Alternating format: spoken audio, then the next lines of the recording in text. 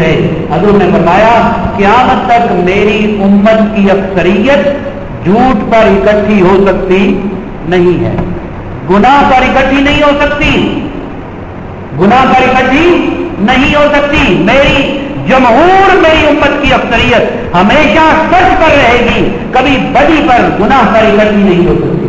آج دیکھا جائے کہ جمہور مسلمان کدھر جانا چاہتے ہیں؟ جو 54 ممالک ہیں یا 1 ارب سے زیادہ جو مسلمان اس وقت دنیا میں موجود ہیں، ان سے پوچھا جائے کہ تم گنبد خضرا کے مکی کی طرف جانا چاہتے ہو یا دنیا کی کسی طاقت کے آگے سر جھکانا چاہتے ہو، تو ان کا جواب کیا ہوگا؟ وہ کہیں گے ہم گنبد خضرا کے مکی کی طرف جانا چاہتے ہیں، ہم اللہ کے سامنے سر جھکانا چاہتے ہیں، ہم کسی غیر کے سامنے سر نہیں جھکانا چاہتے۔ اس سے امام شافعی علیہ رحمت نے فرمایا، جب کسی نے پوچھا نا امام شافعی علیہ رحمت سے کہ اجماع کی کیا دلیل ہے کہ امت اجماع کر سکتی ہے، یعنی کسی مسئلے پر اکٹھی ہو سکتی ہے، کیا قرآن میں اس کی دلیل ہے؟ تو امام شافعی نے فرمایا میں نے اس غرض سے 300 مرتبہ قرآن مجید پڑھا۔ کتنی مرتبہ؟ یہ دلیل تلاش کرنے کے لیے، پتہ نہیں ویسے کتنی بار پڑھا ہوگا زندگی میں، صرف یہ دلیل ڈھونڈنے کے لیے فرماتے ہیں میں نے 300 مرتبہ قرآن مجید کی تلاوت کی، اور میں آ کر اس سورہ النساء کی آیت نمبر 115 پر رک جاتا تھا کہ اجماع پر یہ سب سے بڑی دلیل ہے کہ جو شخص ویتبع غیر سبیل المؤمنین، کہ مومنین کا جو راستہ ہے کہ اجماع کا راستہ ہے، یعنی مسلمان جس پر مجتمع ہو جائیں، اکٹھے ہو جائیں، اس مسئلے کے خلاف نہیں کیا جا سکتا۔ یہ 2 باتیں اللہ فرماتا ہے جب کوئی بندہ مومنین کے راستے کو چھوڑ کر کسی اور کی طرف جاتا ہے، نولی ما تولا، پھر ہم اسے اسی کی طرف پھیر دیتے ہیں جس طرف وہ جاتا ہے، پھر اللہ اس کا رخ ادھر ہی پھیر دیتا ہے۔ جو آپ غیروں کے آگے جھک رہے ہیں تو وہ اپنی مرضی سے جا رہے ہیں، لیکن اللہ فرماتا ہے جب میرے رسول کو چھوڑ کر، میرے رسول کے راستے کو چھوڑ کر جب کوئی غیر کی طرف جاتا ہے تو پھر ہم اسے انہی میں سے بنا دیتے ہیں، اسی کی طرف پھیر دیتے ہیں، اور فرمایا وَنُصْلِهِ جہنم، اور پھر آخر میں اسے جہنم کا ایندھن بنا دیتے ہیں، اسے جہنم میں ڈال دیتے ہیں۔ وَسَاءَتْ مَصِيرًا، اور یہ کتنا برا ٹھکانہ، یہ جہنم بڑا ہی برا ٹھکانہ ہے۔ اب ہم نے اسی بات کو آج قرآن مجید کے حوالے سے دیکھنا ہے کہ سیرت رسول صلی اللہ علیہ وسلم محبت اور اطاعت الہی کا واحد راستہ ہے۔ اللہ رب العزت کی کوئی عبادت حضور صلی اللہ علیہ وسلم کے اتباع کے بغیر ممکن نہیں ہے۔ یہ ہے مقام مصطفیٰ کہ ہم اللہ کی نماز بھی اتباع رسول کے علاوہ نہیں پڑھ سکتے، ہم اللہ کے گھر کا حج بھی اتباع رسول کے علاوہ نہیں کر سکتے۔ رسول کریم صلی اللہ علیہ وسلم کا یہ مقام ہے کہ واحد راستہ اطاعت خداوندی کا، اللہ سے محبت کرنے کا واحد راستہ میرے مصطفیٰ کریم صلی اللہ علیہ وسلم کی سیرت ہے۔ اور یہ کوئی میں اپنے سے نہیں کہہ رہا، ایک حدیث پڑھ کر پھر آگے چلتے ہیں، قرآن مجید سے پوچھتے ہیں کہ اللہ رب العزت نے اپنے احکامات، اپنے اوامر و نواہی کے اندر اپنے حبیب کا کیا مقام رکھا ہے۔ موطا امام مالک، النسائی، ابن ماجہ، مسند امام احمد بن حنبل، 4 کتابوں کا حوالہ دیا، اس میں یہ حدیث پاک موجود ہے۔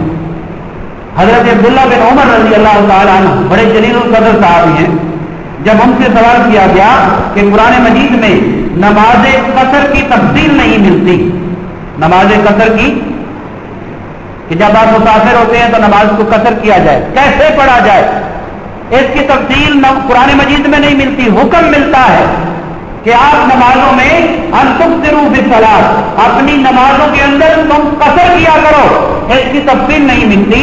تو آپ نماز کیسے پڑھتے ہیں؟ آپ نماز بولے، آپ نماز کیسے پڑھتے ہیں؟ دوسری نماز بھی کیسے پڑھتے ہیں؟ اس کی تفصیل ملتی ہے جی؟ اللہ نے فرمایا قیام کرو، اب قیام کیسے کرو؟ آپ کا آنکھیں کہاں ہونی چاہیے؟ آپ کھڑے کیسے ہوں؟ کیا دونوں ٹانگوں پہ وزن ڈال کے کھڑا کرنا ہے؟ اس کا طریقہ کیا ہونا چاہیے؟ یہ طریقہ ہمیں نہیں ملتا۔ رکوع کرو کیسے کرو؟ یہ طریقہ نہیں ملتا۔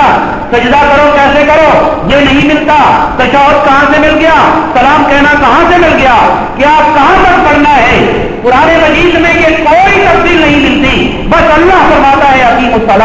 नमाज पढ़ो। अरे तो सबसे बड़ी मेरे रब की इबादत है नमाज, सबसे बड़ी इबादत नमाज है, वो भी सुन्नत मुस्तफा के बगैर अदा नहीं हो सकती, एक सजदा नहीं हो सकता। तो जब सहाबा ने ये पूछा कि नमाज कैसे अदा करें, तो मेरे मुस्तफा ने फरमाया सल्लू कमा रहे तो मुंह नहीं उसल्ली, जैसे मुझे नमाज पढ़ते देखते हो वैसे नमाज पढ़ा करो, जैसे मुझे नमाज पढ़ते देखते हो वैसे नमाज पढ़ा करो। तो मैं बात हजरत अब्दुल्लाह बिन उमर रज़ी अल्लाह तआला अन्हुमा की कर रहा था। पूछा कि नमाज़े कसर कैसे पढ़ते हो, तो आपने फरमाया 4 ये किताबें मैंने बता दी हदीस की, तर्जुमा सिर्फ आपके सामने रख रहा हूं। फरमाया बस अल्लाह ने हमारी तरफ हजरत मोहम्मद सल्लल्लाहु अलैहि वसल्लम को मबूस फरमाया, अल्लाह ने हमारी तरफ अपने महबूब को मबूस कर दिया, हमें उनको हमारे लिए रसूल बनाकर भेज दिया, और हम कुछ नहीं जानते। आज हम अल्लामा फहामा हो गए, आज हम बहरुल उलूम हो गए, आज हमने पता नहीं कितनी कितनी किताबें घोल कर पी ली, अपने नामों के साथ हमने पता नहीं क्या क्या लगा लिया, लेकिन सहाबा का ये अमल है, कहते हैं फरमाते हम कुछ नहीं जानते कि नमाज कैसे पढ़नी चाहिए, हमें कुछ इल्म नहीं, बस हम सिर्फ ये जानते हैं कि जैसे हमने अपने नबी को करते देखा वैसे हम नमाज पढ़ते। हम इतने मसलों में कभी पढ़े नहीं हैं, हमने ये बुद्धियां सुलझाई नहीं है, ये बुद्धियां तो आज के मौलवी ने आकर सुलझानी शुरू कर दी कि नबी का ये मकाम है, नबी को यहां तक अदब करो, यहां तक बात मानो, हर बात ना मानो, यहां तक किताबों में लिखा गया है, ये बात दुनिया की है, ये बात दीन की है। अरे कुरान ये कहता है कि मेरे मुस्तफा करीम वमा यंतिकु अनिल हवा इन हुवा इल्ला वह्युन यूहा, मेरा नबी बोलता भी नहीं है जब तक मैं वही नहीं करता। तो तकसीम कैसी हो गई कि ये दुनिया है, ये हजूर की अपनी राय है, ये अल्लाह की राय है, इसमें आराम को डाल दिया। राय मेरे मुस्तफा की राय खुदा की राय है, और खुदा की राय मेरे मुस्तफा की राय है। हजूर सल्लल्लाहु अलैहि वसल्लम कभी अल्लाह की मर्जी के खिलाफ कर सकते, ये कर सकते हैं क्या? कोई मुसलमान इसका तसव्वुर भी कर सकता है कि मेरे मुस्तफा का कोई अमल जिंदगी के अंदर, जिंदगी का कोई अमल अल्लाह रब्बुल इज्जत के हुक्म के खिलाफ हो, अल्लाह की मर्जी के खिलाफ हो, कोई मुसलमान इसका सोच भी नहीं सकता। अगर किसी के ज़हन में ये बात आ जाए तो वो मुसलमान रह नहीं सकता, वो मुसलमान, याद रखें, वो मुसलमान नहीं रह सकता। अगर कोई इस पर सोचता भी है कि नौज़ु बिल्लाह हुज़ूर सल्लल्लाहु अलैहि वसल्लम ने अल्लाह की मर्जी के खिलाफ किया, अल्लाह ने तरबियत के मुताबिक जैसी हमारी तरबियत हमें अहकामात देने थे, अपने रसूल को उसी तरह अहकामात की इरशाद फरमाया, और फरमाया हम कुछ नहीं जानते, जैसे अल्लाह के रसूल ने किया वैसे हम करते हैं। अब कुरान मजीद से पूछते हैं कि कुरान मजीद ने, अल्लाह रब्बुल इज्जत ने अपने रसूल सल्लल्लाहु अलैहि वसल्लम को अपने साथ कैसे मिलाया, अपने अवामिर और नवाही में कैसे मिलाया। और इसके लिए फिर मैं चाहता हूं कि एक बात आपको बता दूं, और वो बात है अल्लामा इब्न तैमिया। किनकी नाम सुना हुआ आप लोगों ने? अल्लामा इब्न तैमिया, ये नाम सुना होगा, जो पढ़ते हैं उन्होंने सुना होगा। इनको शाखुल इस्लाम कहा जाता है तारीख में। क्या कहा जाता है? शाखुल इस्लाम। हुज़ूर सल्लल्लाहु अलैहि वसल्लम के वालिदैन करीमैन के ईमान के कायल नहीं थे, फिर भी इन्हें शाख इस्लाम कहा जाता है, शाखुल इस्लाम कहा जाता है।